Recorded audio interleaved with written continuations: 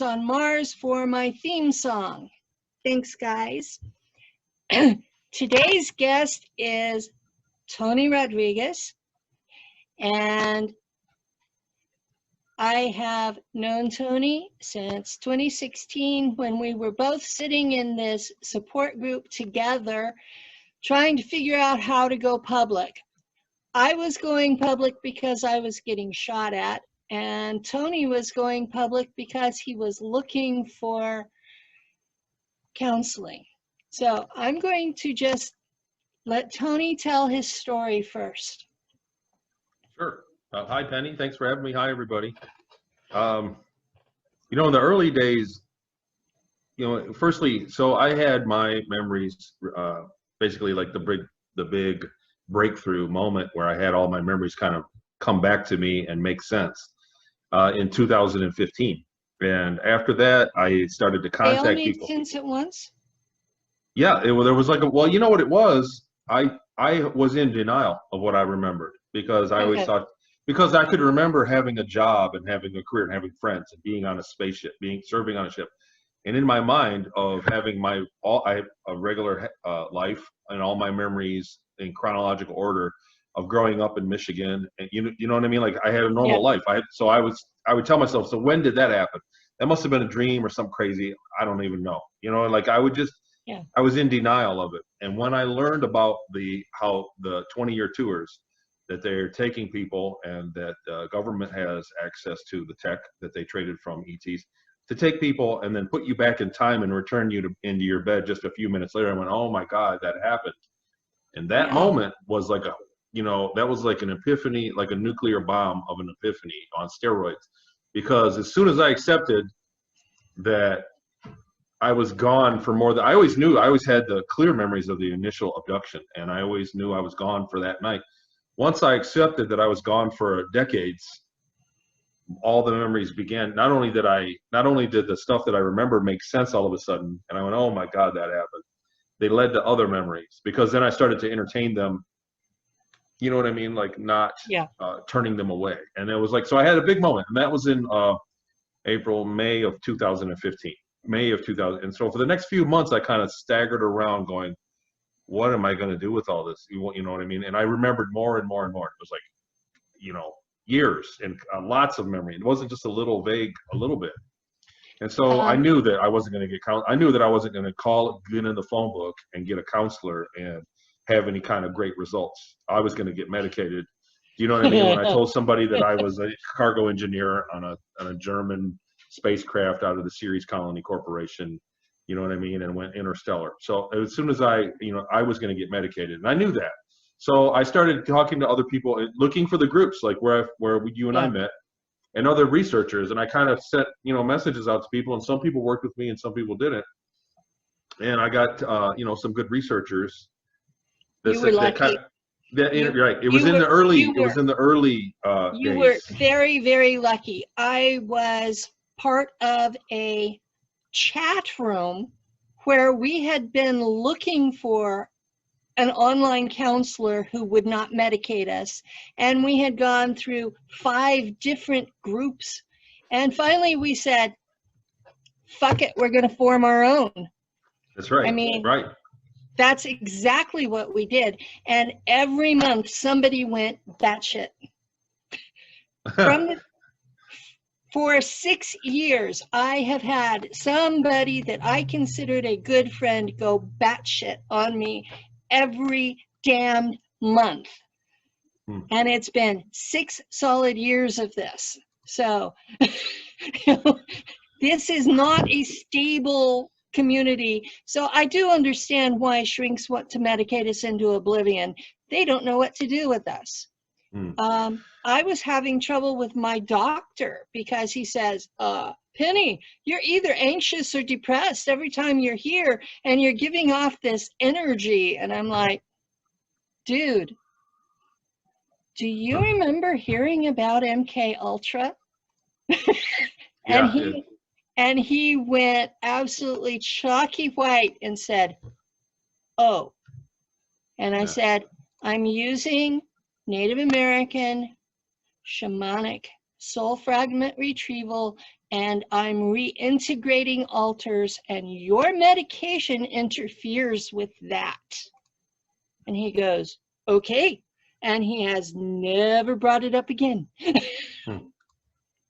Yeah, a lot of people, you know, this is something that maybe the general public's not aware of, is a lot of people that have been through these programs were greatly traumatized. It's not something, you know, it's not just a brief couple weeks of training traumatized. Like I've talked to people, you know, since I went public, a lot of people have contacted me and asked for help. And, you know, I have a life too. You know, I have a normal life, a family. I work a lot of hours. And this is kind of something that I feel, I didn't want to take any of this to the grave. I think it's important for people to know. I think it's, you know, what you're doing and telling after coming forward, we talked about this earlier too, like coming forward is actually safety, because now if something bad happens, people will immediately say, you know, like I said earlier, like if you choke on a chicken bone, some people are going to immediately say, well, she knew too much.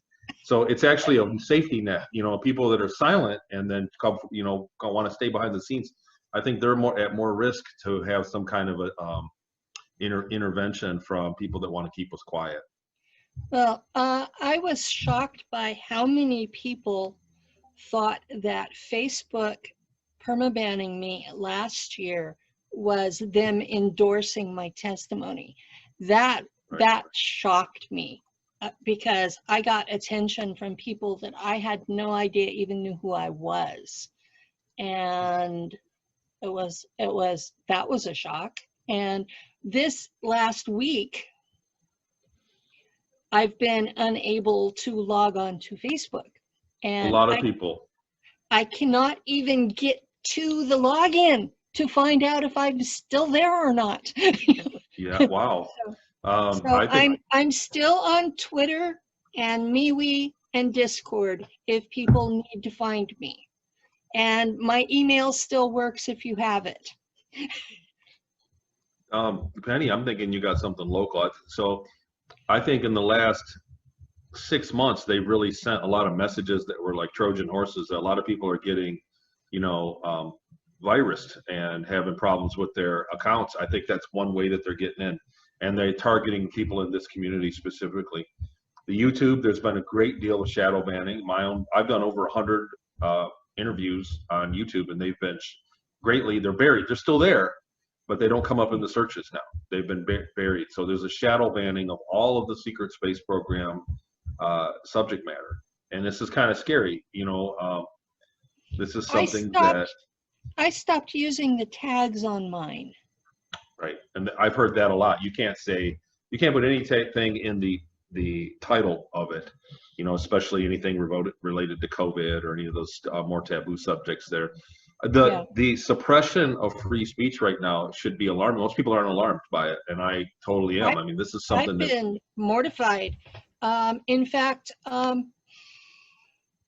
you probably don't know about him because he's more on the liberal side, but Glenn Greenwald was one of the founders of The Intercept, and he just was forced to quit because his own editors have been censoring his work. Wow. Yeah. And it was because he was critical of Biden. Oh, wow. So he was a liberal that was right. And I think a lot of people, I mean, here we go. So this is like a huge black hole. As soon as you speak a little bit, you're going to get sucked into it. Because this is a once in a lifetime political event. Here we are. This is Halloween the 31st. We got voting on Tuesday. This is a once in a hopefully, this is a once in a lifetime political event. You know, like most of the time you can kind of turn your head to the presidential race because they're both politicians and they're both not out. You know what I mean? Like they're both candidates are kind of more towards the center, and you know that. So you can just kind of it's a much more relaxed feeling. Where now we have completely polar opposites. We have Biden, who's easy not to like or not support, and Trump, who has proven not to. You know what I'm saying? Like Trump's very brash. So you know, I'm looking at it as potential for civil war, no matter who wins. Yes, you're right, and there's going to be such a fervor. It's scary. You guys couldn't convince me that we are not actively in World War III. We are in a war. We are in a, just the same term, take the same term. So we now have a new prefix for all these things because, like I said, I'm not banned. My videos are still on YouTube, but they're not in the searches. They're shadow banned. We're not at war. There's not bullets being fired, but we are being shadow. It's a shadow war. There's a war going on just a behind minute. our backs. Yeah.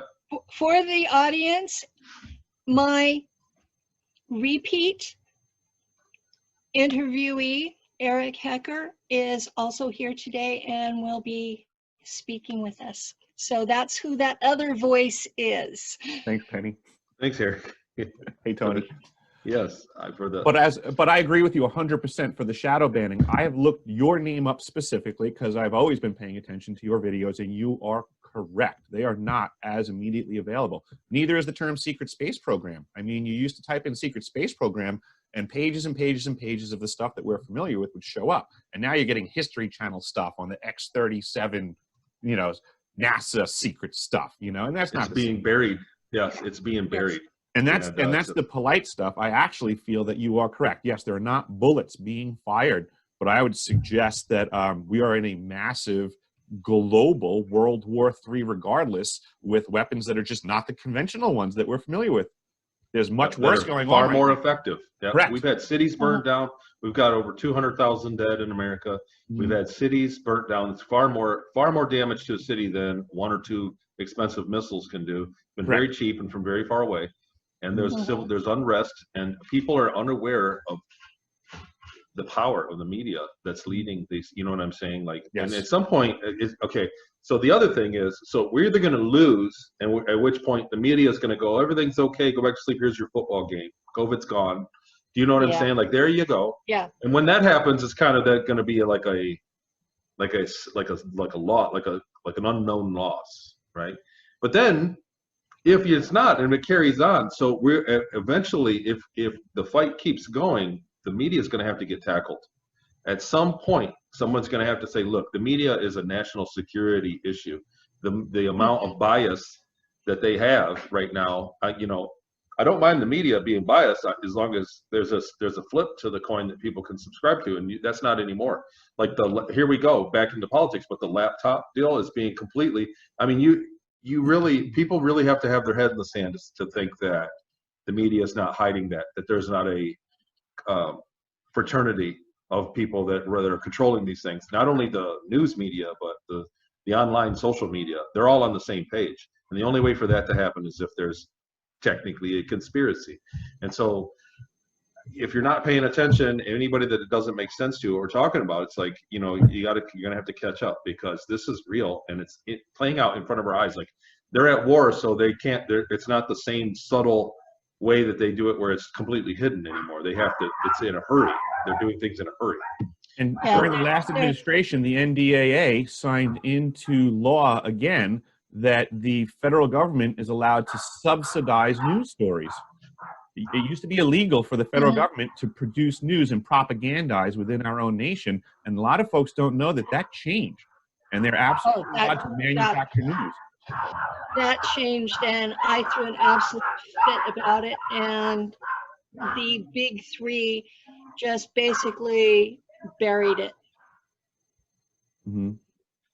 Dog fight. There's trick-or-treaters beginning outside, and there's dogs fighting outside. I'm sorry, guys. It's all good.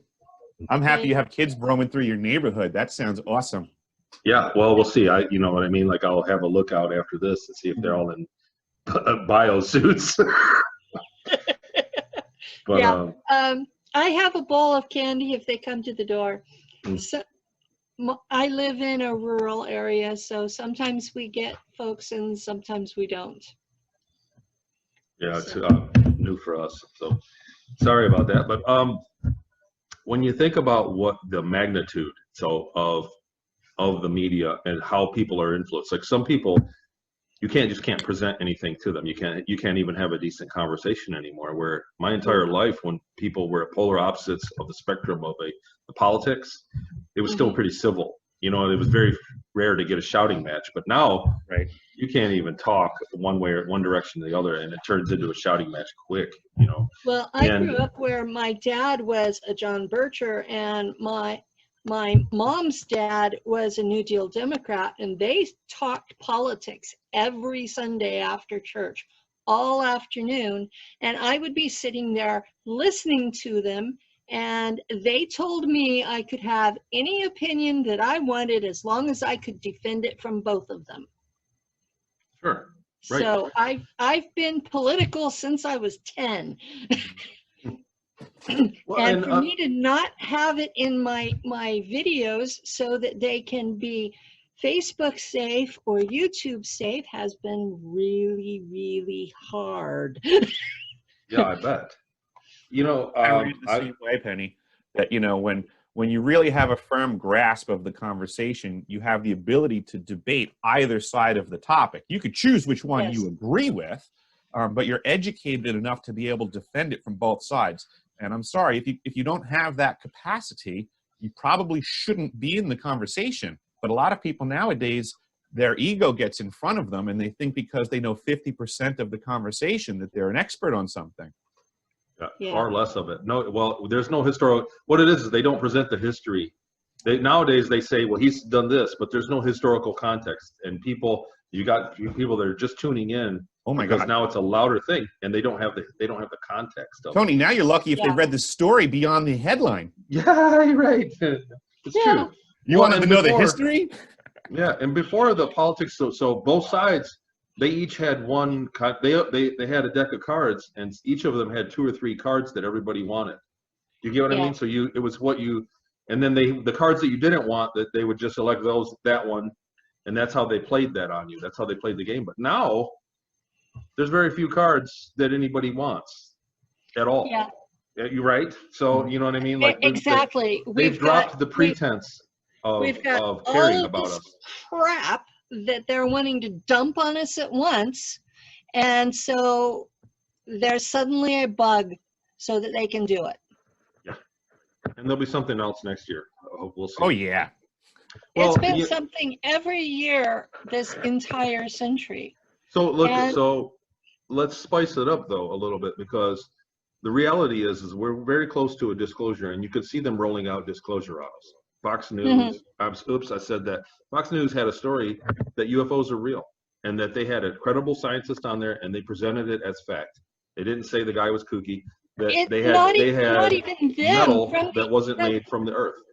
From the other side, the New York Times and Washington Post put the Tic Tac sighting on the front page, and people still ignored it. And the Pentagon verified that that was a real sighting of a non-terrestrial craft. Right, they're laying down the groundwork right now. So the people, you know, everybody kind of knows, but everybody thinks it's not that big of a deal, because they go, oh, by the way, here's this, and then they make it out like something else. You know, civil is a much bigger deal. So they're laying the groundwork now. You should have seen my neighbors, because I live in an apartment complex with 8 apartments. When they put the Tic Tac on our local TV news, you know, that comes through cable, they came and got me by the hand, dragged me to one of their apartments and said, we know you know what this is about, spill. So they're starting to pay attention. Well, they're starting to show us. It's the beginning of it. So I think that's why you see in the desperation by the government. They want to be the one, you know, they want to be on top when there is the disclosure, when there's the big moment that they're going to disclose. And you know, I'm of the mind that they're going to do it pretty quick in the next few years. I think that it's going to go after the moon mission. I think that was the original disclosure plan, was they were going to go to the moon in '69 and find some kind of ruins there, or find some proof of it, civilization, and go, whoa, what is this? And then they could contact us and say something like, now that you found us, we can have contact with you. And that way it starts out on that foot, and they can continue and do any kind of, you know, unwind it any way that they can. I think they're going to roll forward with that plan.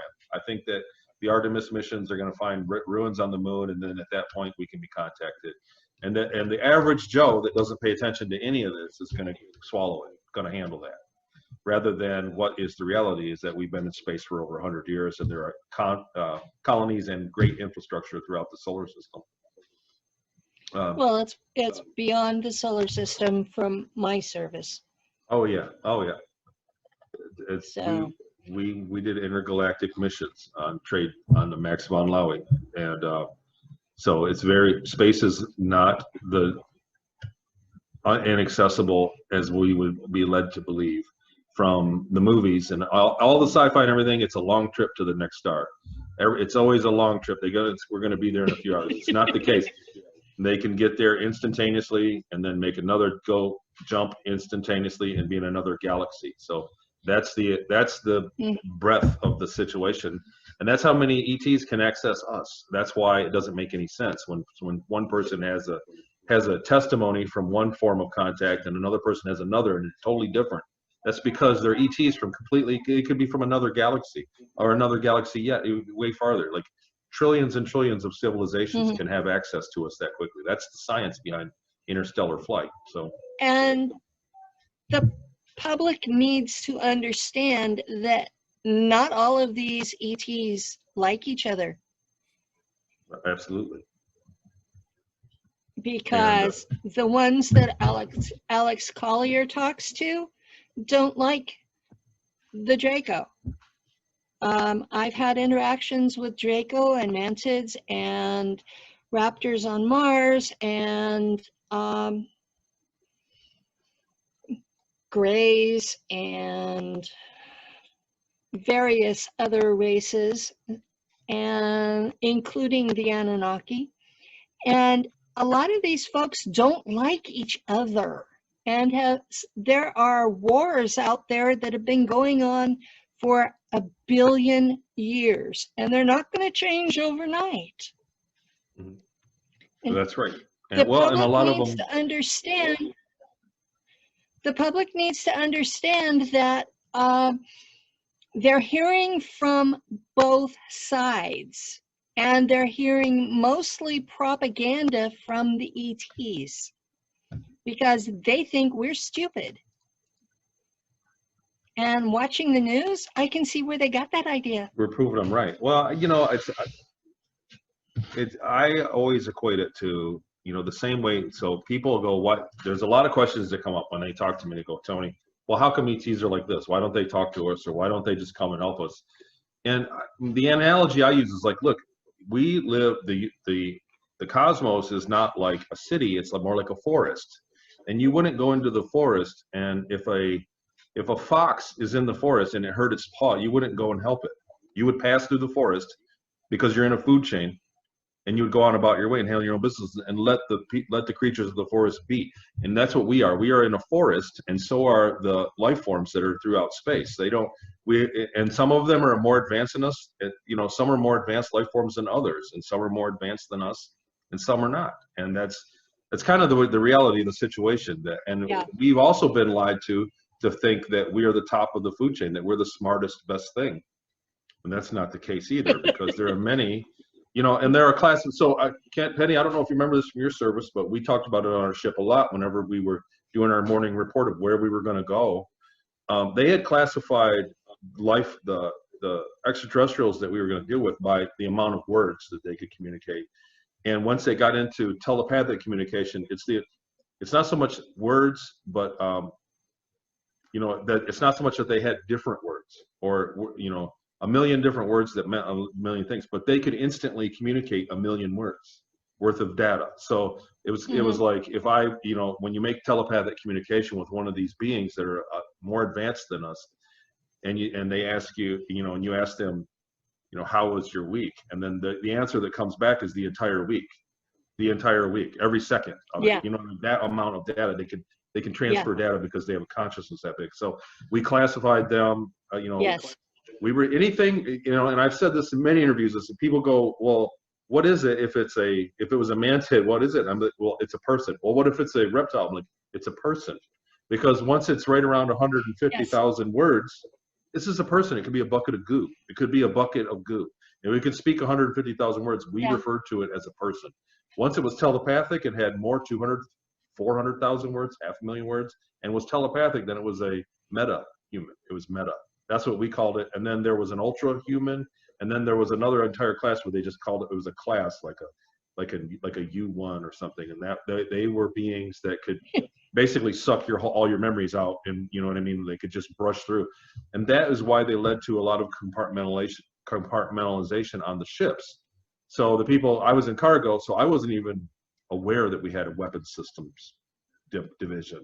They because beings could come by, and they had shielded areas of the ship that had a lot of interference for these beings, so they couldn't just suck the memories out of the command crew or the front of the ship. But we were exposed in the back in cargo, so they just kept us oblivious to the facts of, you know, how fast the ship could go, where it went. If we got scanned and they took all of our memories from us, it was all not very valuable information. We didn't know about the weapon systems. We didn't know really our location in space, where we were, where we came from. We didn't know any of that stuff, and they kept us dumb for that reason. It was a security issue. Where, as the navigator, I was in that secure area, and I was chipped into the ship's computer and had access to the whole thing. And I remember in one of or more of your interviews, you talked about that time whenever that they would tell you to stand still. That's when you're going into or out of hyperspace. That is when it is most likely for mistakes to be made if biologicals are moving around.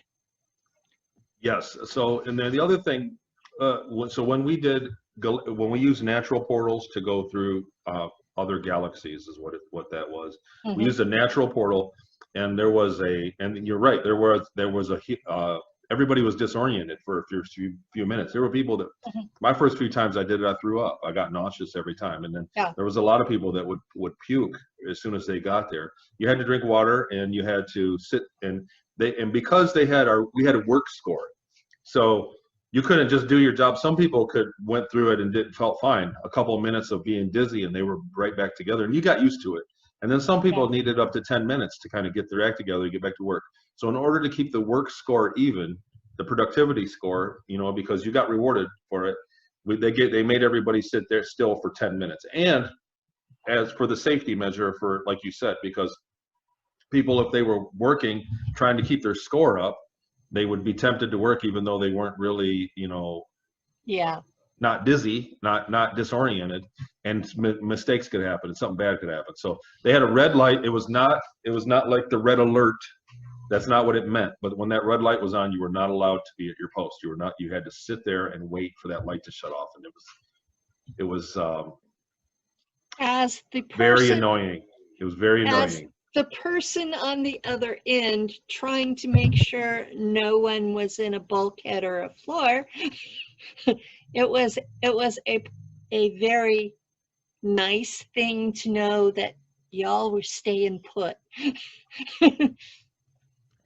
Yeah, it was. I just remember a few times when I thought, man, this is totally unnecessary. And well, and you know, but they had such a good carrot and stick about things that you wanted to work.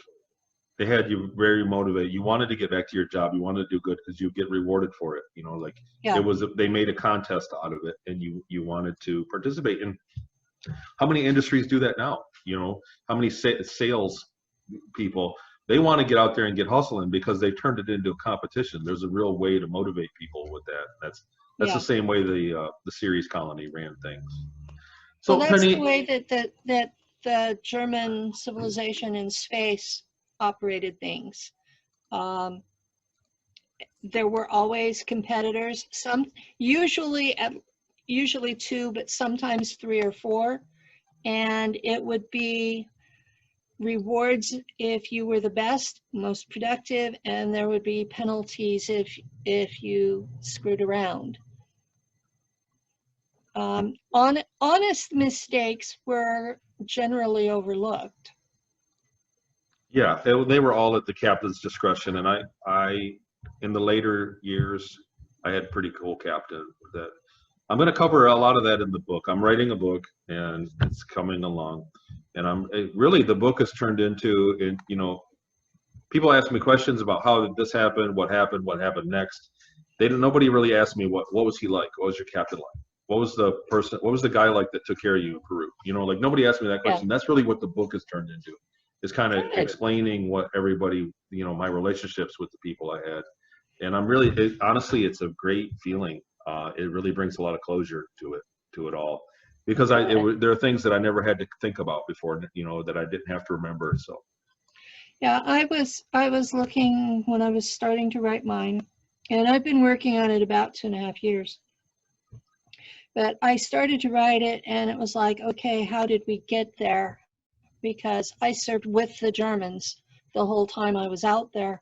And it was, as I was writing, it turned into these questions in my own head.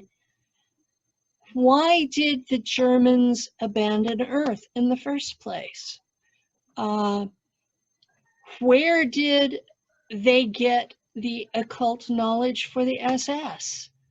You know, things like that were just driving me crazy. So I had to stop and do historical research, because I knew what they had taught me in Shula on Mars, but I didn't know if that was objectively correct or not.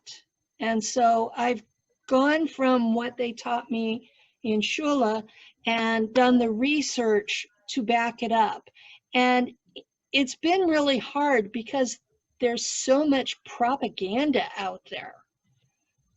Right, and that's what we're seeing. Like, that's back to what we were saying about the shadow banning. That's exactly how they do it. They take, you put something out there, and instead of attacking it and giving it legitimacy and, you know, putting a stamp on it, they just bury it in a bunch of crap. They just put a bunch of false around it, over it. Yeah. They just bury it.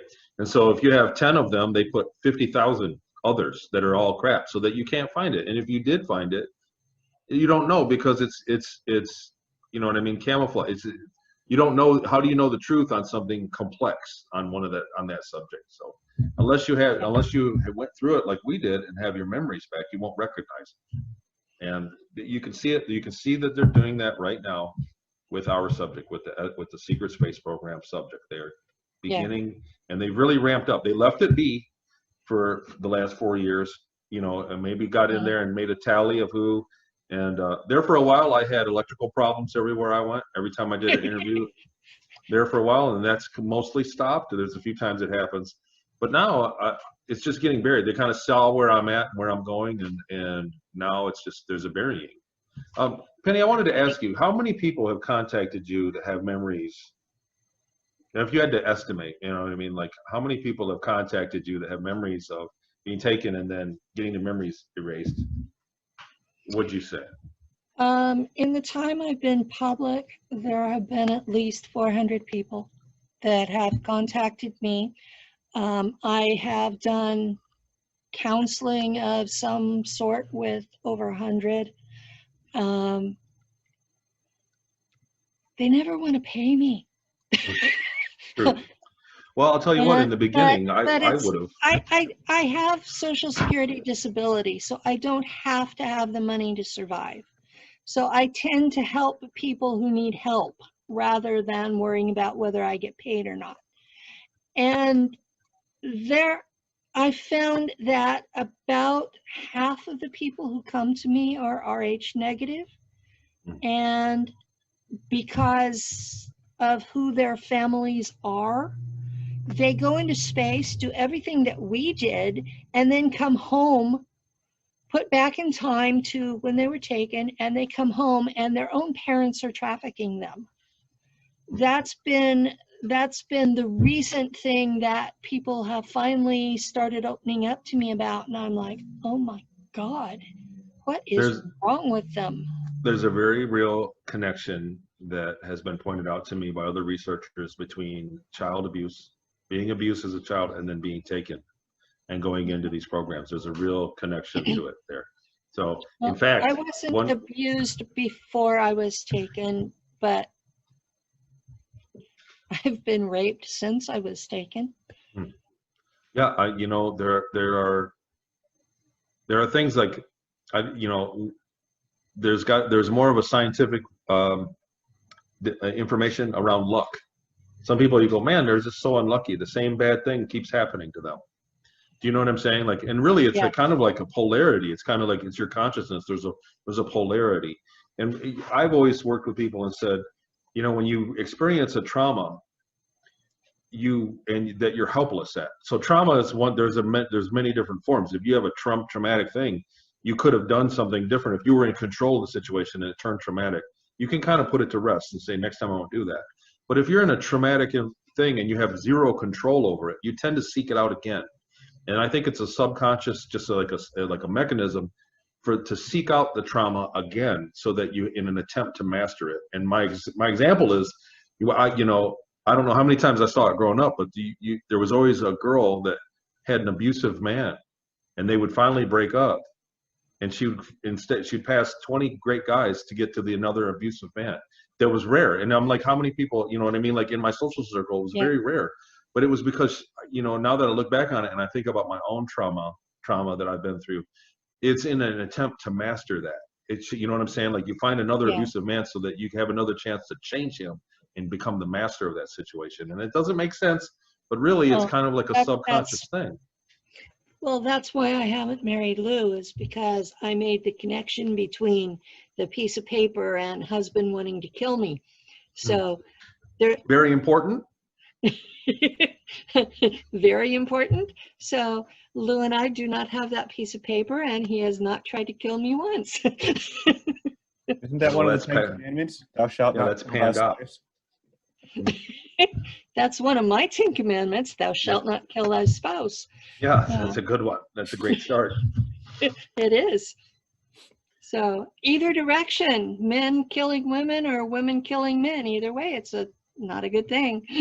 Yeah. The other thing, so by de facto, so I mean, Kim Penny, the reason I asked that question is I'm sure you didn't start out to be a counselor when you started talking about this. When you came out of those groups, you know what I mean? I'm sure that wasn't your goal, was to work with people. I needed to talk. And right. When I was talking to people in the group, it was a private group, it was just us, and it was like group therapy. And that was what we had set it up for, was group therapy. And people started coming to me individually, and it was like, what makes you think I can help you? I mean, pardon the cussing, but I was such a fucking mess. Yeah. Yeah, well, you know, I mean, talking about it to sort out your own things is one thing, and it's great to ping it off somebody else, but a lot of people, you know, every time another interview would come out, I would get people messaging me saying, you know, me too. How do I do this? There was a time when, it was I want to say a year ago or maybe 2 years ago, that the idea dawned on me, and I got a hold of Elena, and we worked on a thing. Like I thought maybe we can make a PDF for people to read and just give them somewhere to start. Because like I said, in the very beginning, when I got my memories back, I was kind of a basket case. And just because my take on the world around me was totally broken. You know what I mean? Like nothing made, and I wanted someone to talk to about it.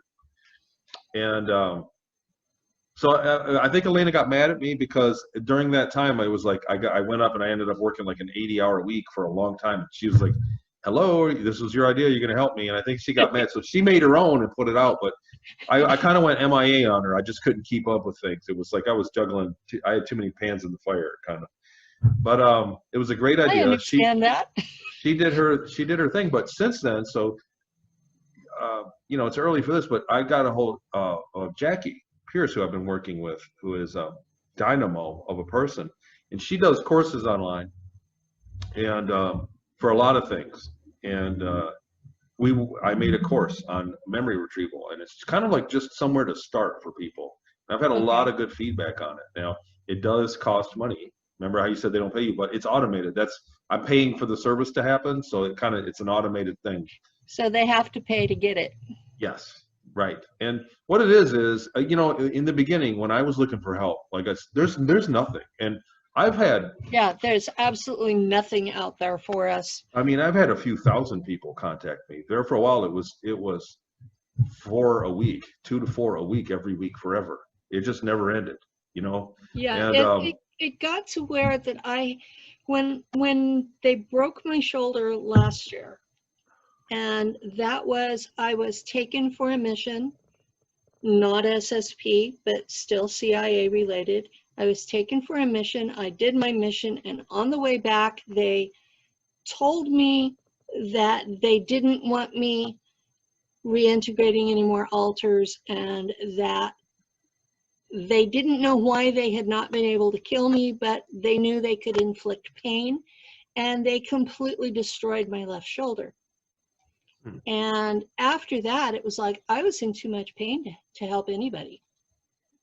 And there were people who went batshit because I was no longer available to them. And I ended up blocking probably 30 people on Facebook because they wouldn't take no for an answer. Wow. Right.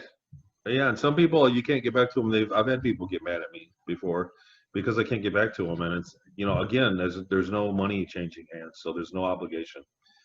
But what I found was, you know, in the beginning, like I don't know what when your memories came back, was it all in kind of one moment, or was it over time? They used a remember code on me, and it was this big lump. And Sure. the most emotional. I remember you telling me that now. Yep. The most emotional stuff was on the top, and it was all in German. So it was like, what the hell am I remembering? I mean, the first thing on the top was the Mars Raptors breaking into the Shula lunchroom. And it was like, okay, I know that didn't happen on Earth. And I could smell blood, human and theirs, and I could see, and all of the sensory stuff was there, but all the words were in German. And I, Penny on Earth, I can read German, but I really don't understand it while hearing it. And when I speak it, I'm like a little kid. But there, it was like rapid fire. And so I don't understand what they're saying in the memories. And I've made progress towards reintegrating that alter. She's here, but she's still separate enough that when she shows up, you know, becomes the front alter. She's still that German officer, and she's aggressive and arrogant and demands obedience and picks at people she considers her inferiors. And I'm sure you've seen plenty of those officers. That's that's exactly the culture up there. Yeah. That was their culture, you know. So that was the me who went through Shula and was the fighter pilot on Mars, and then the navigator in a freighter like what you served in. So probably an older freighter, because it was still the cigar-shaped silver thing. A cigar one, yeah. Yeah. So, but yeah, that I spent 55 years in that altar. That's what they did. Most of my services with the Germans have been 60 years or thereabouts. The ones where I've been taken for Kruger, and yes, I have, those run 20 years because they put me into a clone body. But if you're in a clone body, they can do 20 years. But Nacht Waffen does not like to do that because their regen tank doesn't work on clones. What it does is regenerates the mind and soul of the clone and kick out their asset. So they're left with a mind that has no training at all. So that was probably why when you were burned that they didn't put you in regen. Right, it was a whole new body, I believe. So yeah, that was what they've done to me and Kruger whenever that the altar that served with Herr Mayor, and we're having to call him that so that he's not revealed. I had died in battle, and that was when you were in the chat room when I was talking about that I was killed in battle, and that altar was back with me for what, 32 hours, and then they came and got her and put her into another cloned body. And it wasn't long after that Nacht Waffen purchased her contract, and I went to work on their Spatz, the Sparrow, the ship.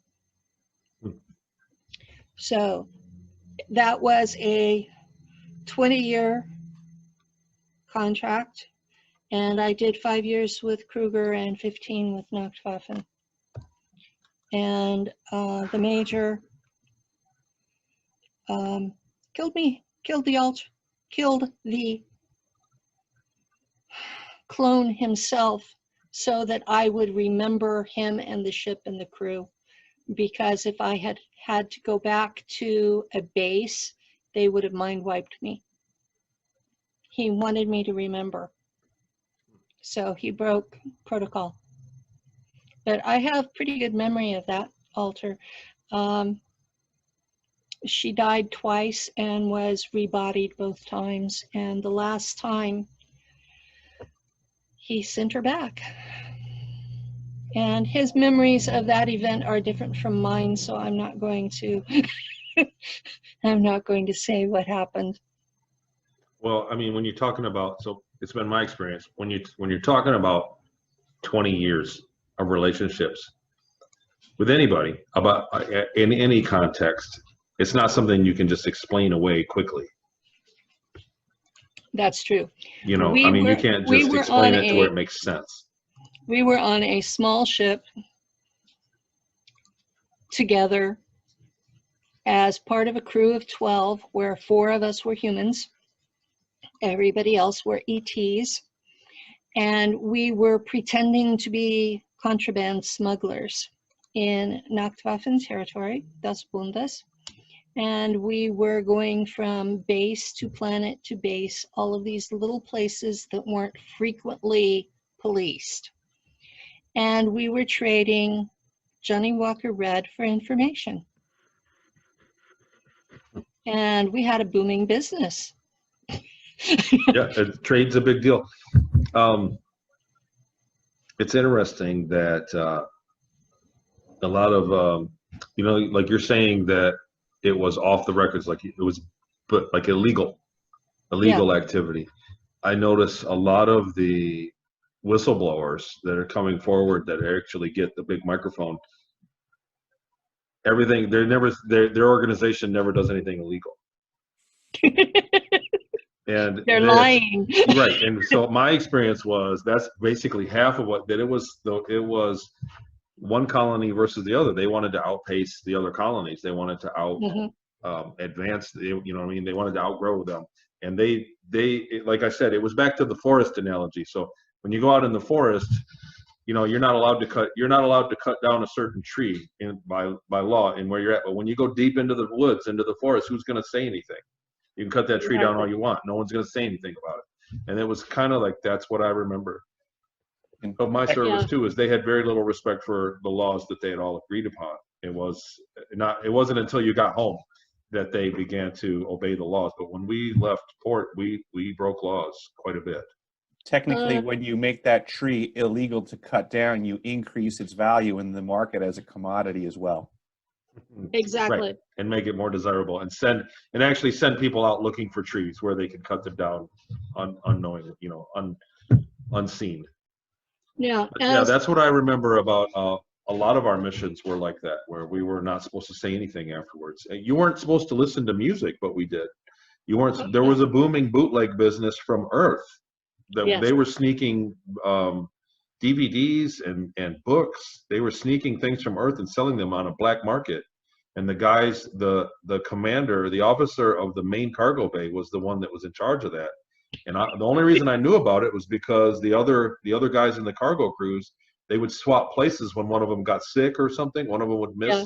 So I'd get the guy from the cargo bay come and work with me, and he would tell me about it. And like they would sit and watch movies. They had access to movies, and there was a booming bootleg business. I remember my commander would play movies for the crew. He would snicker, and it was in German, but he was saying, well, we don't know where this came from, but we're going to enjoy it. Right. And it would have German subtitles, and everything was in English. And I know when we watched Star Wars, we were rooting for the Empire. That's funny. They were so much like us that, of course, we would root for them. That's probably who it's based on. Yeah. As one of those German officers, we used to get a lot of complaints from our allies coming into the solar system that Solar Warden was picking them up and vivisecting their people. So there was an incident where our ship got pulled over, and I got a lot of the details wrong. This was in the very beginning. I got a lot of the details wrong, and I pinged them off some other people. They said, no, that couldn't have happened. Our ship was not involved. So I had the wrong ship involved, but we had basically stolen personnel from another colony and took them out into the cover belt and put them in a warehouse there to be sold. Basically, they were slaves from another colony. And they were snuck on board the ship too. They were put in the lower cargo bay that was only like 4 feet tall. Like down there was a space, and what that space was the floor in the main cargo bay could go up or down. They could increase its size if they needed to. And when they had it at a normal size, then underneath of it, that cavity where it would go down, there was a space that was usually about 1 meter and 1.2 meters tall. And they would sneak stuff down there. It was like a bootleg, but the entire floor could hydraulically move down so that we could get tall items in. But we snuck people away. We heard about it, that there were people down in there, that we were taking them, and we were kind of freaked by it because there was no official, it wasn't in the cargo system, it wasn't in the system. And so we're like, what are we doing? Why are we even going out here? We're making a stop and there's no cargo. What's going on?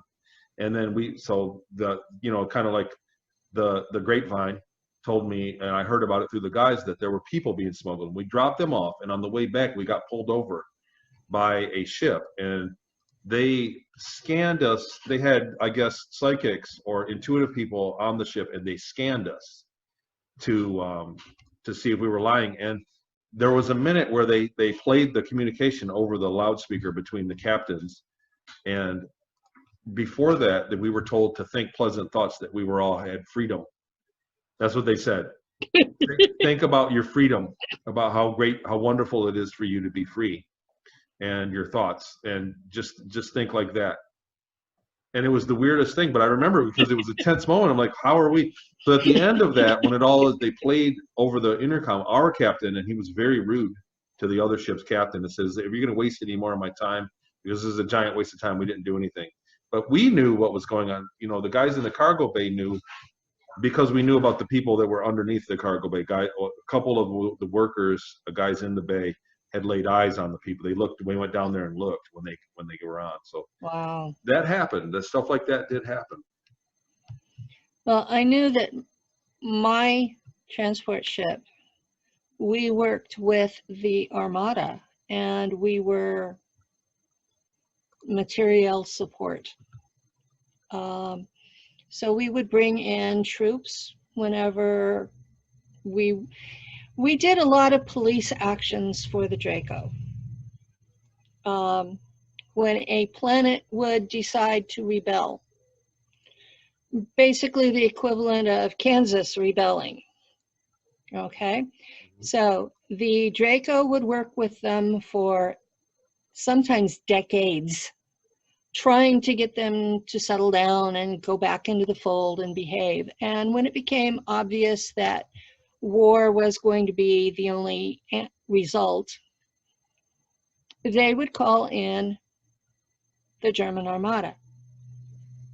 And I was the navigator for one of the supply ships in that altar.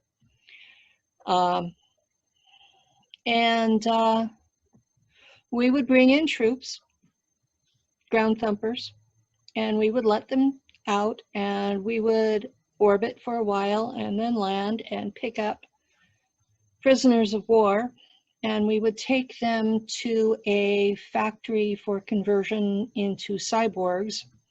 Usually it was planetary corporations running the factory, and I don't know what we got in exchange.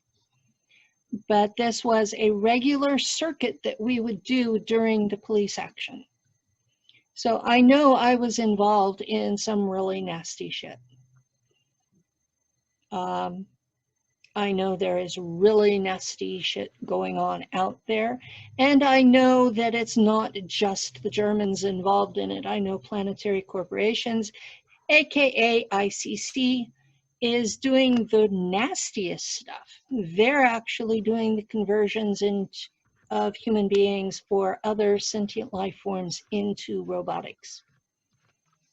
Oh yes, and they trade people regularly for that. To people, you know, I've had a few people I've had people that call BS on stuff that I said, well, bullshit. They would just make a robot that could do that. What do they need you? What, you know what I mean? Like if they can travel to other planets and have all this technology, they could just build a robot. Why would they need slaves? And I say, well, wait a minute now. In a few talks that I've given, I said, you know, last year, in the entire year, you used as much kilowatt energy as a light bulb does in 24 hours. A 100-watt light bulb in 24 hours uses the same amount of energy, electricity rather, than you did, everything you did last year. So you're incredibly efficient, number one. Number two, when you build a robot to do a certain task and it finishes the task, you have to build another robot to do the next task. So in other words, if you have one dig a hole and then you want to build a building over it, you have to build one robot to dig the hole and one robot to dig the building, whereas a person can do it all for that. And then number three, when you leave people alone, a group of people alone for a time, and you come back, there will be more of them. And so robots don't do these characteristics. We are really bad for reproducing, aren't we? Yeah, well, you know what I mean. Like robots don't, unless you would have to make a specific robot that would just only reproduce. You know, build more. So what I'm saying is, we really are the best robot when you're talking about labor. We can do things very skilled. I mean, you can look at carvings of old cathedrals and things. I mean, look at the skill that people have, and the same people that did that can do other medial tests. They can do many, many tests. So people are the best robot. Yeah, and that's a big deal. Science is trying to copy the human to make a robot. I mean, ultimately, that is the goal. The target is the human body. It is the perfect robot per se. The issue is the control mechanism. That's all. How do you control the robot? Well, I think the science has been working on that for decades now, and has probably gained a lot more ground than people want to understand. Well, and the other thing is, I think that, you know, when you think about they've misled us. Our pop culture, our entertainment, everything has misled us to believe a lot of things that are wrong. Like I said, number one, that space is inaccessible. And if it was accessible, that it would still take you years to travel to somewhere close. That's wrong. And the other thing is that definitely wrong. Well, In 1964, it took me 20 minutes to get from New York City to Elis Prima. Yeah, everybody, the jumps are about 30 fast. minutes total. Yeah. But the other thing is that people don't believe that they're being mind controlled, that mind control is possible. Like they do the hypnosis, like on Oprah, they have the guy that snaps his fingers, and the person, you go, I don't believe that. There's no way. Maybe that guy is not right. Maybe that particular form of hypnosis, but the mind control is real. And we're seeing it play out, you know, back to the politics. You're seeing mind control. People are mind controlled because they haven't met either candidate personally, and they have huge feelings towards them over things they heard from third and fourth and 10th parties. And so, you know what I mean? Like that's a form of mind control because they bombarded it. It works. It's an inappropriate response for somebody to be that passionate about something that they're so distanced from. Right. So imagine taking a group of kids, and then one kid saying there's no Santa Claus in the room. All kids, all 5 years old, and one kid comes in and they go, no, no, no. None of the kids will believe him. You're full of it. But if an adult comes in with authority and says there's no Santa Claus, half of those kids will believe it, or a number of those kids will all of a sudden believe that because of the presentation of authority, even though that person really might not have authority over them. Mm-hmm. So that's the adults. We're doing the same thing. So the media presents everything like they're the authority, and people believe it. And they used to be bound by law, like you were talking about earlier, Eric. Yeah. They used to be bound by law to tell the truth, and they're not anymore. They're not bound by law to tell the truth. There's actually nothing that can happen to them if they bold-faced lie about politics. And how could that go wrong? Yeah, what's the worst that could happen? Right. That's kind of where we're at, And sooner or later, it's going to have to be confronted, or we are going to be underfoot. We are going to be underfoot of it forever. Yeah. For a long time. I'm really trying to impress upon people, like you just said, that we are actively in a state of massive mind control. But people don't want to hear that. They don't understand the technology. They don't want to stick around for the conversation where you explain it to them. No, these things are very real. The technology is hardware today. The more successful people are in the system, in the financial system, so people that have their bills paid, they have money saved up, they're very content with where they're at. They don't want to hear any criticism of that system. No. And they'll resist it. You know what I mean? I don't want to hear it. Yep. And so unless you present something that comes from within the system, from the authority figure, you're that kid in the class with them. That's what I'm saying. You're just another kid in the class. So you can say it all you want. They're not going to listen to you. You don't have the authority.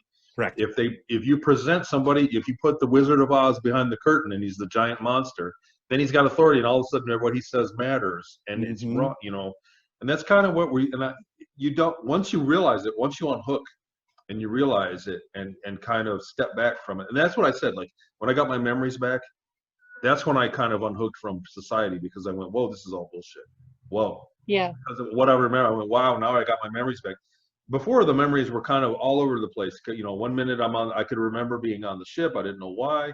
The next minute I was on a different ship. You know what I mean? Like it all didn't make sense. And I thought, screw it. I don't even care. Screw it. When did that happen? It must be a dream. But once I internalized it, that was real, and then I had to prove it to myself, my own story. So we didn't go over it with the listeners. I hope everybody's familiar.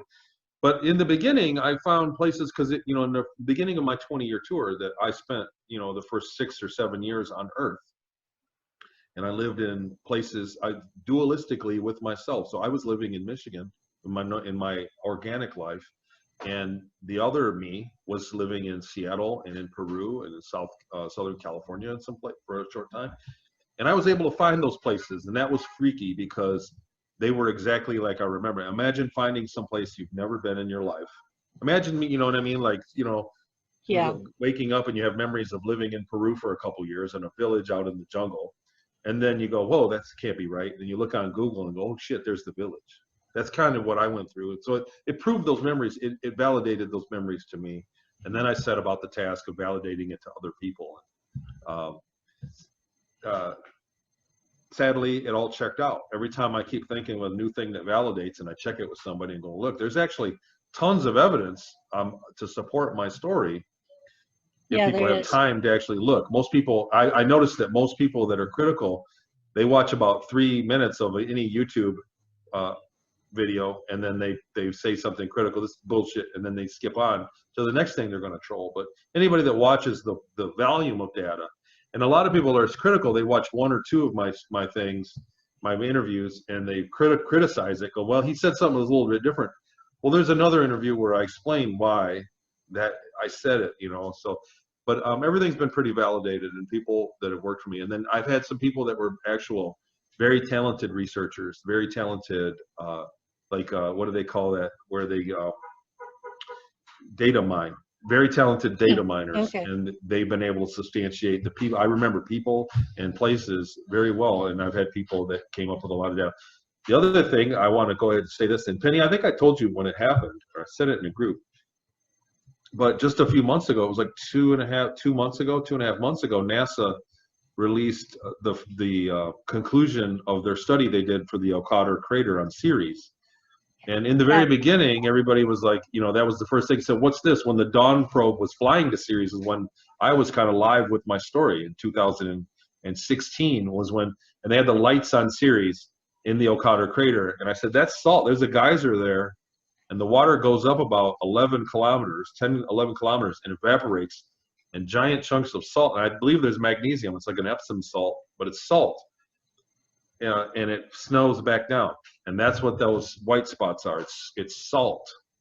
And then originally NASA said it's some other chemicals, like, you know, a ton of other chemicals that might look like that. And then they studied it. And just a few months ago, they came out and said, nope, it's salt. Yeah, And that validated me. It was so big. Like that morning. I remember sharing that article and tagging you in it. Yes, I remember we did that. And look, that morning, it felt like finally, you know, because yeah, it had to have felt like Christmas. It did. It was like a major victory, like a touchdown. I was like so excited. And it was first thing in the morning. It was like 6 a.m. when I got all this. And so I was driving to work, and I was like, you know, I'd be driving along and go, yes, yes. You know, like it was that kind of a rush, and it lasted for the whole day. You remember when I came up with the copper microwave engine? Do you know what that? Because people were asking me about what kind of engines, and we called it a copper microwave engine. When I saw Elon Musk's tests of that, and they were calling it the quote impossible EM drive, I knew it was the same thing. And I had that same feeling of, oh my God, verification. Yes. Well, and you know what, Penny, so that a lot of people don't realize that, you know, coming forward is not easy. And no, and it's dangerous as hell. Well, when your interviews come out, everybody's supportive. Your fans watch them immediately. But after they sit for about a month or 2 or 3 months, 90 days, it's all people that want to beat you up.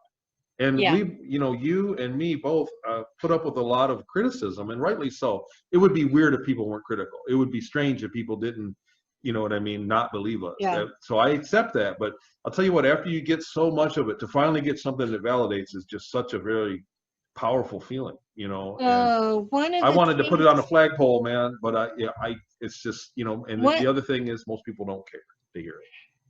One of the things that they've come up with in the last 3 or 4 months is because I admitted to being SS while I was with the Germans. So now you've got these super Christians who have read a little bit of stuff, and so now they're deciding that my parents offered me to Odin as a child. I'm sorry, folks. My parents were Church of Christ. My father was a preacher. This would not have happened in 20 lifetimes. Right, right. Well, you know, and when people like that, sounds like those are people that have just a snippet of the information, so it doesn't make sense, and they just immediately attack it. You know, you really have to digest a lot of the information, and there's a great deal, you know, just in mine and in yours. When you talk about, you know, like I said, when you talk about a decade worth of stuff, you take anybody off the street and go, tell me what you did for the last 10 years. Explain everything, every little bit. Every detail. Prove it. You know what I'm saying? And complicating it is, I was 4 years old when they took me. Sure. I spent 55 years. Right. I was taken back. I was taken back to 1959. What year is it now? How many years is that? Mm-hmm. So when I'm talking about Shula, when I was 9, 10, 11, how many years ago was that? We're talking close to a century ago. So yeah, I might get details wrong. Exactly. For me, you know, I go, well, I was taken 38 years ago, but then what happened in the last few years before I was put back was more like 58 years ago. So I'm remembering things from 58 years, you know, or in the beginning of what happened in the early years of when I was taken. And on top of that, I was 10 years old. So I'm remembering being 10 years old 58 years ago. So it's not like it's a photographic thing. And a lot of people will pick apart every little bit that you say because they want you to be, you know, they want you to be wrong. There's been a lot of people that are attacking the whole, well, look, I'm going to say this. I'm going to choose my words carefully here for you guys, because I know people are listening. So I'm going to choose my words. I have to be very responsible nowadays. I got to bite my tongue. But what I've got to say is that some of the most credible people that have come forward about the space program have absolutely trashed the subject of the space program. Yes. So, and I they've worked agree. actually in the opposite direction of disclosure. Some of the most credible ones that have come forward. And it's a very big tragedy because we're going to get a disclosure. And the only thing that this is going to ensure when people like me and you that are talking about it and other people get silenced or shadow banned, the only thing that ensures is that the disclosure we're going to get is going to be a pack of lies, like another wrapped up version, sanitized set of lies. And we're still not going to know what really goes on up there and what they're really doing underground and out of public view. I mean, so we're going to get a nerfed, watered down version of what's really going on, of what these programs have access to, and that's a shame. I feel I've been concerned that the new space force was simply to cover up what they had done, and that they would start their recording then that's instead exactly right. of Yep. 100 years ago when it actually started. They're gonna go, ta-da, look what we've got. This is our Space Force. We just invented this thing. I just looked at an article a few minutes ago that were like that they're gonna present things that they reverse engineered as DARPA inventions, the things that we invented, you know, the reverse engineered anti-grav. So they're gonna roll it out over time. They're gonna give us a bunch of lies in the beginning, and they're gonna bury us, you know, well, it's somebody's plan. I don't know if they're gonna pull it off, but they're gonna bury us, people that have whistleblowed that are talking about the secret space program, under a bunch of, you know, quasi lies around us, and other people coming up. And, you know, whatever. Well, they're going to do the same thing to us that they did to Michael Ralph and to Bill Cooper, and hopefully they won't kill us on our front lawn like they did him.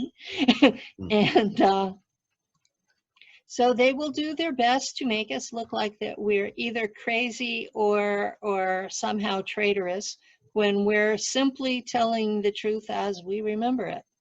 I kind of knew in the beginning that all the things that I'm saying aren't going to really be of a big impact in the beginning. I think it's going to be after I'm dead, later on, when people have access to space, when it's kind of more, it could be 100 years from now, somebody's going to be able to look back on my info and go, wait a minute, let's go there, and you know what I mean, and look, and they'll be able to put it to a historical context. I think even you, what things that you're saying are going to be history for people to dig up, and it might be useful to people in the future. At least I've always had that feeling. I've always had that hunch that, you know, in this lifetime, right now, that we're not really ready to see how profound it is.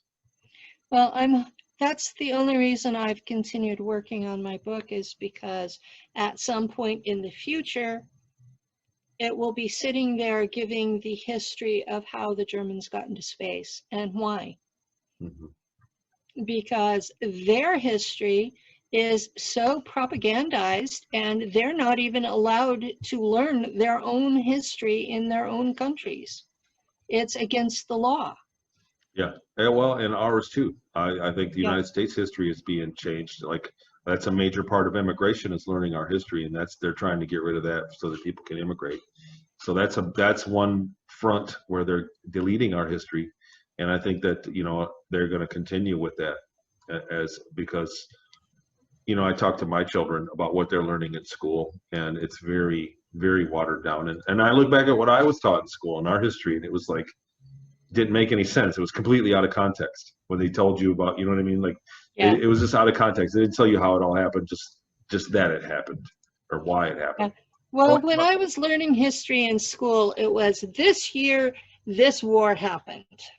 Yeah. And no context as to why there was a war. Right. I went to a parent-teacher conference, you know, one of those start of the year things, you know, meet the new teacher at the new school type things.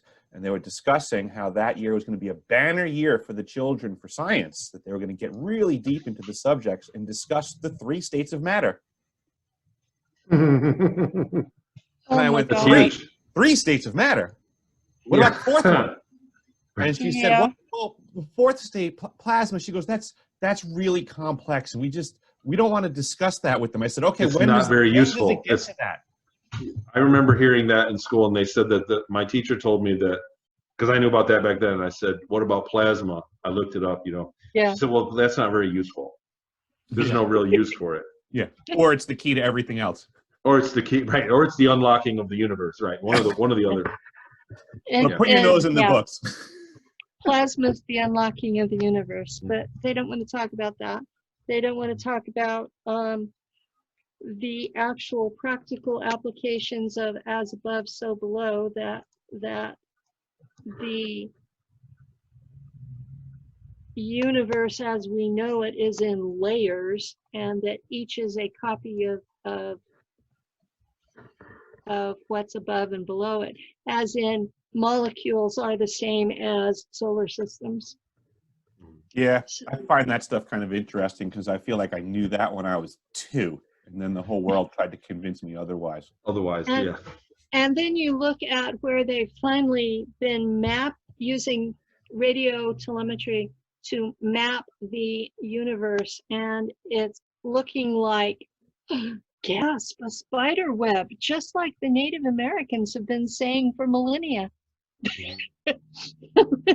When I was So- at Like the a South brain. Pole, I had Yeah, one of well- the scientists that I wintered over with explain to me the idea of time and space and the speed of light and how it can only go so far and so back, and how our whole conversation of everything is limited by that, because that takes that conversation and puts time and space in a bubble of observation, and none of our science is technically discussing anything outside of that bubble.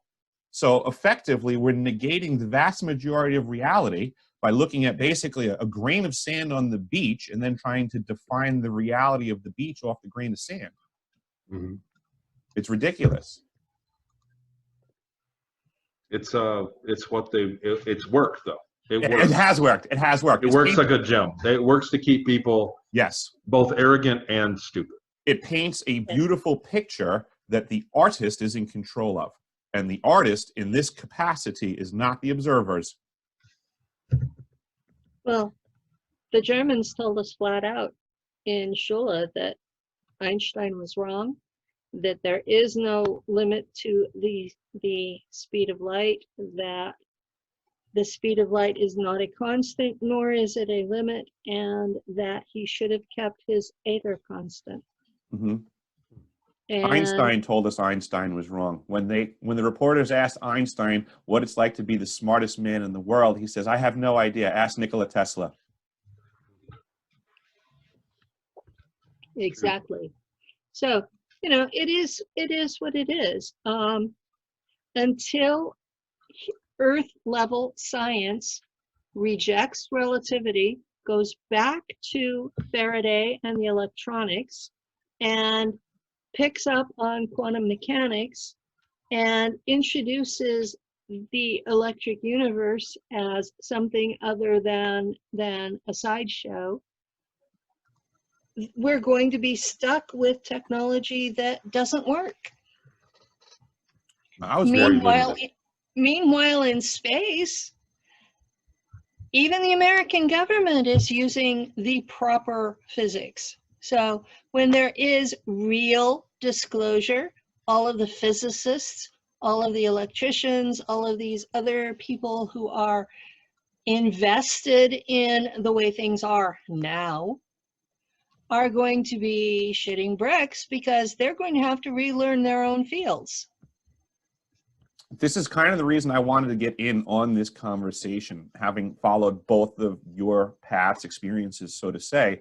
I have an idea of my experience that I kind of want your guys' brains to chew on, because I think you'll understand it more than most.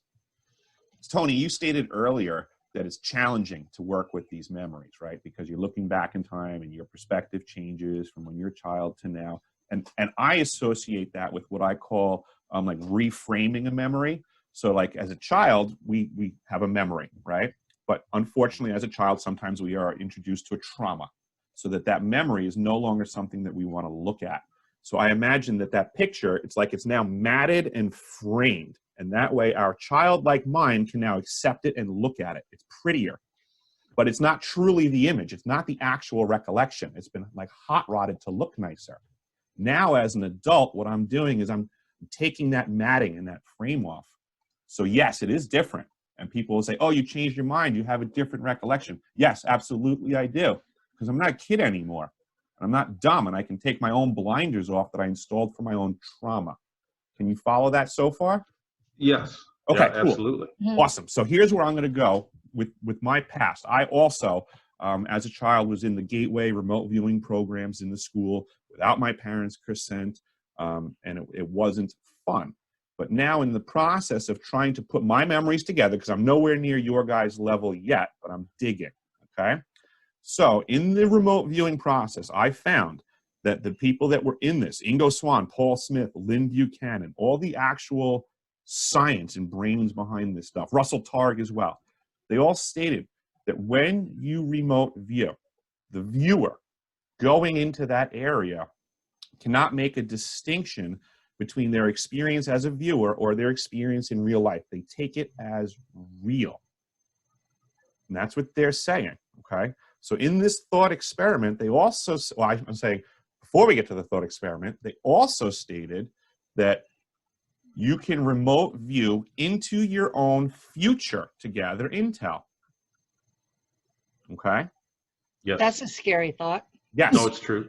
Yes. Mhm. So here's the thought experiment where I'm connecting my mind's eye to make corrections for my memories, and it's very challenging. I believe as a child, they would have us all remote view into our own futures. Therefore, seeing your own future, your own unknown, would inherently be all of your fears. It's your own unknown. You would instantly become terrified of your own future. It's unknown. We fear what we don't know. So now as a child, let's just say, for argument's sake, at the ripe age of 8 years old, I'm privy to my entire future. But yet again, that was way back then. So imagine, let's say, yes, I'm 45 now. So yes, 45 years of information was at the very least, if not more, in my 8-year-old brain. Does that mean I'm going to remember it now? I can't even remember my birthday at 8 years old, but you're going to give me a complex thing like my whole future and then tell me you're going to remember it? According to the remote viewers, they're saying I'm definitely going to be impacted by it. Well, okay, so that's a big, when you talk about, so remote viewing something, like you're talking about remote viewing your entire future, where it was my experience that we had access to bits and pieces of it. And the program. And I wonder if that's just your current recollection. Well, the program that I was in, what they were aiming at they would take 3 of us, and somebody would be trying to remote view the future of a certain event. They would give a location or whatever. Somebody would do the future, somebody would do the present, and somebody would do the past of a location. And I wasn't good at it. That was actually the first stop. And I want to talk to you about, I can name drop, but I want to do it off air. I don't want to get disappeared or something bad happen to me, but I'd like to talk to you later about that. You got it. But now, even with what you're saying, I respect that that was your experience, but I'm of the feeling that my experience was a lot more of them needing me to walk into my own future to gather intel. That because it can be done, that they exercised me at that excessively, and that I'm suffering the impacts of that. You know, how much of your own future is too good to know? Or set in stone, or for that matter. Because when you're talking about your own future, like if I remote view your future, it's a completely different mechanism than if you remote view your own future, because you have the ability to change it. I don't have the ability to make your decisions for you. Not you as directly. do, but you get what I mean by that. Yes. And so remote viewing the future is basically you're finding other people's decisions. So that was tricky because the program I was in, they were trying to figure out, the doctor was trying to figure out ways to make money off of it. Of course. And he was basically sort of successful, but I was not like in the bit that I wasn't very talented at it. There were other kids, there were about over a dozen kids in the original, I call it a class. It wasn't a class, but in the original batch of us kids that were doing the interior. The DOD calls it a class. Do they? They call it a class. I remember 2 years ago when I was really upset because I had been contacted by a DOD agent. I talked about it in the chat room with you. Okay. She said I was the last survivor of the class of 1964 of Langley. Yeah. So they do call it a class. Class. But I remember some other kids were better at it in my class. And you know what? I thought that growing up, like even after I did the 20 years and came back, I always had dreams of the next day. Like pretty much every day, I still dream part of, like right before I wake up, I would dream part of the day that it's about to happen. I always dream the future of that day, and it's something inconsequential, like, you know, if I get in an argument or, you know, road rage, like somebody cuts me off and I get mad, I'll see that snippet in my dream. It's pretty much useless information, but I thought everybody did that. But really, I think it was like a side effect of going through that training, of being in that class. Very well could be. If something really traumatic is in my near future, I sometimes dream of it. So I also had problems with bleed over, because I have more than one alter active in the same timeline, but in a different part of space, that because it's still me, sometimes the veil is thin and I'll be able to piggyback the alter and see exactly what they're doing. And that has given me information that's probably seriously dangerous. Years ago, I reached out to an author by the name of Anthony Peake, and he covers consciousness topics. And I reached out to him just strictly off of deja vu. Because prior to all the SSP stuff, I've been experiencing solid deja vu my whole life, which is on my list of things that now I go, hey, you know, that's a SSP type thing. But prior to, I was just intrigued by the science of consciousness, because my deja vu was very savage. And now with what I'm looking at with the timeline stuff, which is also, I mean, this stuff, you know, this is a very important book. Tony knows about it. Very few people are aware of it. I've got a link to that PDF on my website, because that's really the basis of quantum holograph theory, and it's what they're finding out is more what's reality. So you need to read the title, because we're on radio. Oh, I'm sorry. That's a good point, Danny. Stalking the Wild Pendulum by Itzhak Bentov, and it's on the mechanics of consciousness, and the timelines in there, to me, were helpful for me to be able to put my timeline together. I know Tony professes religiously to make a timeline. It is very helpful. Myself personally, I'm challenged to write, and my timeline, I would say, is way out of being linear, much like my thoughts. That was how I realized I had more than one alter out there, was writing a timeline, like Tony told me to do. That's one thing about us having been friends, is we've been comparing notes this whole time too. And for those of you who have sought out Tony, kudos, he's great. Now, I'm going to be rude. We have about 15 minutes left, and I promised Tony that he could talk about his paid sites and his book.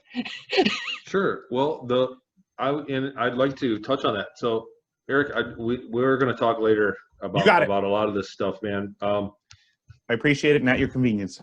Yeah. So what I kind of touched on it earlier. What happened was I got kind of swamped with people contacting me, and I got to the point where people were getting mad, or I couldn't keep up with people, you know, that contacted me and wanted some help. They wanted some, you know what I mean, something, you know, they wanted something to grasp onto. So in the very beginning, it's very dizzying when you learn about these programs and you go, wait a minute, that might have happened to me. And the more you think about it and dwell on it, you go, that happened. And then your very first thing right then, when you're talking about something so far off of the playing board of your life, you know, off the board of your life, you need to speak to somebody about it. Really. I mean, that talking about it is really the only and best therapy. Is just being able to talk to somebody who understands exactly what you're talking about. And so I started to do that a lot. That's what I do with people, is I just listen while they talk. Yeah, and that's the best. That's the best way. But a lot of people don't know what they want to talk about because the memories are repressed. So the number one thing is, how do I get more memory back? And people have, you know, and so it takes a long time to work with it. It takes a lot of actual man hours to talk to somebody and kind of coax them along into that. And most people I found don't have a ton of memories. They don't have a lot of access. They have a few very strong, rigid memories, keystone memories, I call them. But then they don't have a lot. They want to remember more, but it's like it's a lifelong journey. And even people that have tons of memories, like even me, I'm still remembering things. Like I said, like I'm writing my book, I'm remembering the relationships I had with people. That's really what the book has brought out. Like nobody ever asked me about my relationships that I had with people, so I'm remembering more details. It's a good form of like closure. So I worked with Jackie Pierce, who is, like I said earlier off camera, she's an absolute dynamo of a person. She interviewed me a couple times and we started talking, and she put together a video course that I offered, and then a website that kind of gives a brief description of me and what I am. It's got the PDF download of that book, the Stalking the Wild Pendulum. It's also got the PDF of the CIA document that summed up the report for the Gateway program of Stalking the Wild. So that report is a great read too, because they weaponized it. They took the technology and weaponized it later. Of course they weaponized it. So that's a great read for anybody that's ever been in touch. But then I also have links because of the shadow banning. I have the links down at the bottom to all my interviews. Well, not all of them, but 99% of all my interviews that I've done. And so people can look at those for free. I also have a Patreon channel that, because of the shadow banning, so the Patreon channel that Jackie and I do weekly shows on, and that's like $5 a month for that. And we've had some really good shows on there that blew my mind, because it's nice to be on the other end of it, where you're not being asked the questions, that you're asking the questions to me. And really all I'm doing for that show is bringing back people that interviewed me in the past. You know, I kind of rubbed elbows with people at different couple conferences and things. And so I've got kind of a list of interesting people. So that show's been good. But also she helped me, Jackie, because she offers courses herself. She's a medium. You know, she's actually, you can hire her and she can communicate with the dead. And you know what I mean? It's hard to explain, but honestly, I was never skeptical. But when she did it to me, she rattled it off like matter-of-factly and so rapid fire. I was blown away. I wasn't skeptical, but I'm saying Eric, she just blew me away. This is the answer to your question you asked me. Well, I was just going to ask Tony, did he feel that her ability to communicate with the dead was of value to himself today in his SXP experience? Oh, absolutely. Okay, she connected some big dots, man. Okay. Like there were things that I've never spoke of. There were things that only I knew.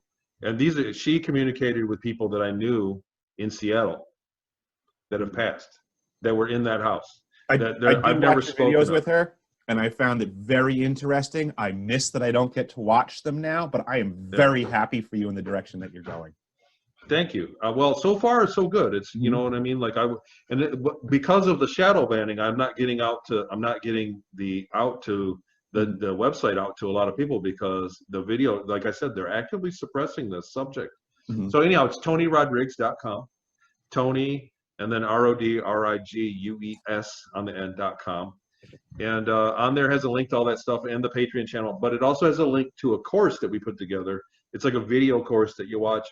And what that is for people that feel they went through it, something similar, and they have memories that they want to unpack. It tells the timeline is the first step, but it goes into other things that will just help. It's a starting point. It's not a cure. It's not a one magical pill, but it's a starting point for somebody to, you know what I mean? Because it's a whirlwind in the beginning. I mean, it's very disorienting to go, whoa, that happened to me. Holy shit, that happened to me. What did I do? Do you know what I mean? Like, and so I would have paid. My first 3 years, I just sat and cried every day. That's right. I was moved to tears. I'd pull over on the side of the road and start crying, thinking about some of the stuff that I remembered. Yeah. Tony, I still have days when I'm sitting here typing online, talking to somebody, and the tears are just running. I don't even try to stop them if I'm not on camera. When you described your gateway stuff as a child, Tony, you talked about looking in the machine and making your selections by eye. Yes. That's what locked me right in. I had like a freak out moment at that point because I was like, wait a minute, I did that too. Because I remembered loving that machine. I remember I couldn't concentrate on what they were talking about sometimes because I was just trying to figure the machine out. I was like, how does this thing do that? I was right. You just stared at an area of the screen and it would select your answer. Oh, and I so loved that machine for like, I mean, I was 8. It was like 1983 and it was ahead of its time. I was like, what is this thing? And this is something I missed because I'm a generation older. Mm-hmm. Right. It was another technology that came out after, right? Well, and you know what? I did classes on Series Colony that went back to the old school way of classes with the dry erase board and a teacher. There were on Series Colony, we did courses like that went back, and I missed it. I missed that technique, that machine. Did you guys have limitations?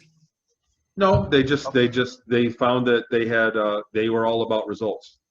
And they found that was the minimum input, minimum effort for the most results, and that's why they would do that. That's why they did that. The Germans are very into efficiency.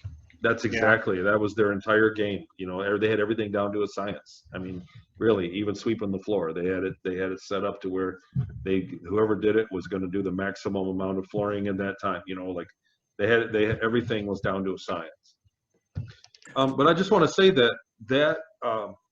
Nowadays, I'm kind of worried about the subject of the SSP because the biggest voices have turned around and been rogue about it. The biggest voices in the movement have really drove it off the cliff, and the other voices are being silenced. The people like us are being buried under it. So I'm really it's concerning. So I think that that's why I've gone to the Patreon, to the subscription, because we own that content, and it's less likely to get banned. As long as we don't put COVID in the title of the show, you know what I mean? Like then it's vague, and we get to talk about whatever we want on there, and it's just a method because it seems that I didn't think that I'd ever have to worry about this. That freedom of speech would be something that we would have to work for. You know what I mean? Like we shouldn't have to work for it speaking like this, but they do. You say the wrong thing, and so many people just yesterday, Laura Eisenhower got her account deleted. Yeah, she did. And she had one group. It was like she had something. She said there was like 30,000 people that she doesn't have access to anymore, and she's kind of a voice for the good guys.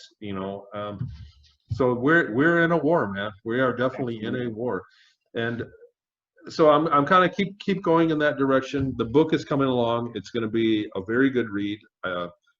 It's going to be very comprehensive of my 20 years that I was taking, and everything that I remember, even things that don't really make sense to me completely, are in the book to explain it. And then there's going to be some revelations in the next year or two about that are going to come forward that I hopefully that by having it in the book now kind of comes into play later. So I can't really explain all that, but I think in the next year or two we're going to get it. And I think that we're going to get disclosure after the Artemis missions, the first men on the moon in 2024, 2025, somewhere in there. I think we're going to get a disclosure, and the type of disclosure that's not just bacteria in space, but actually people. They're going to have us talking to people. And remember, they're all people if they can speak so many words. Yes. So anyhow, that's been a big problem with my testimony is I start talking about people and they're thinking human, and I might be thinking something totally different. Right, yeah, just a person. Once they start breathing hydrogen or something else, they don't even look like us. Yeah. Well, there's a lot. There's a wide. It runs the entire gambit. The same as any other species, same as any other life form at any level. There's many different versions of them. Every life strategy that can exist does. Exactly. So I just want to say that anybody that feels like this subject kind of hits home, that I designed that website. Jackie helped me. She really deserves all the credit in the world. She's an amazing person, and she's got tons of videos. And you can link to that through my website too. But there's ways to contact me on there. There's a course on memory recall. There's a link to my Patreon channel. There are links to that book, to the free download. There are links to the CIA thing, and there are links to free interviews that go on there. I'd like to put this link on there if you guys give it to me. Oh yeah. But it's a great place to start. It's not going to be the end of your journey. It's going to be a good place to begin the journey if you have suppressed memories, fragmented memories about this subject. So TonyRodrigues.com. I look forward to sharing your stuff as well too, Tony. You know, folks like you and Penny, I just see as like jumping into the fight before everybody else and being on point. So I respect you for jumping into the fight. I appreciate that you still have the stamina. And I just want to, you know, help support you guys in this forward momentum. I feel like I'm showing up late to the game, but just, you know. Gee, I thought of you as the next wave. Yeah, we got to hand the baton off sooner or later, man. I hear that, and I agree 100%. Hey, I want more people to step up. There's safety in numbers, and many just make light work. You're absolutely right. I expected more people by now. I expected more people with my level of recall to come forward and have some videos, and we are getting them. There are people coming, but unfortunately, there's no way to tell. Because all the info, you know, when I was in the early days, right, like Penny said, I was very lucky because I had some info that hadn't been spoken about yet. So I said it, and then it got, you know, confirmed. It was a confirmation. Yeah. Now all the info's out there, so you can't really say, you know, like, you know, I worked on a ship and I did this, da da da da. Well, so is everybody else. So, you know, it's hard for people to come forward now and actually substantiate, put a stamp on their testimony and prove it. Because that's what everybody wants is proof. That was one of the things about your testimony, was so much of it could be substantiated on Earth. Right. And the rest of us, we had to wait for the technology we described to come public. That's right. I definitely am the rarity where somebody that served on Earth and then was sold off into the space program. So that's not a normal thing. Well, I do have good news for you, Tony. There are people that have massive facts, and myself included. I mean, this is exactly what's going on. I know that you don't know me that well, but I have legitimate history that Penny, I mean, she's seen the documents. Yeah, I have experience, and I'm going to be spreading it, but I'm looking for an audience because I'm not going to say really important stuff to a wall. That's right. Tony, right. Eric paid for Lou and I to come to his house and spend a week in Alaska with him and his lady. And we did some sightseeing, but we spent the time going through the records that he has. I've seen his pay stubs from working at Raytheon's South Pole base. I've seen his DD-214. He's real. I've seen stuff. I can support what a lot of people are saying. So that's where I'm coming from, is that I've watched enough people to go, they're not lying. Right. Well,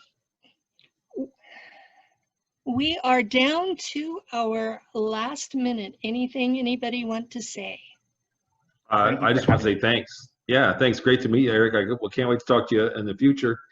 And thanks to everybody else. Like I said, if you feel drawn to this subject, there's TonyRodrigues.com. Penny is out there as well. It's been great being here. Thanks, you guys. Thank you, Tony. Thank you so much, Tony, for coming. Thank you, Penny. I've been jazzed ever since you agreed to it. Thanks. And I'm happy Halloween, everybody. I'm going to get out there and hand out candy as soon as we're done. Excellent. Ours haven't started yet, but Lou is sitting there with the bowl by the door. So Excellent. Happy Halloween. Bye, guys. So long. Thank you, everybody. Okay, take care.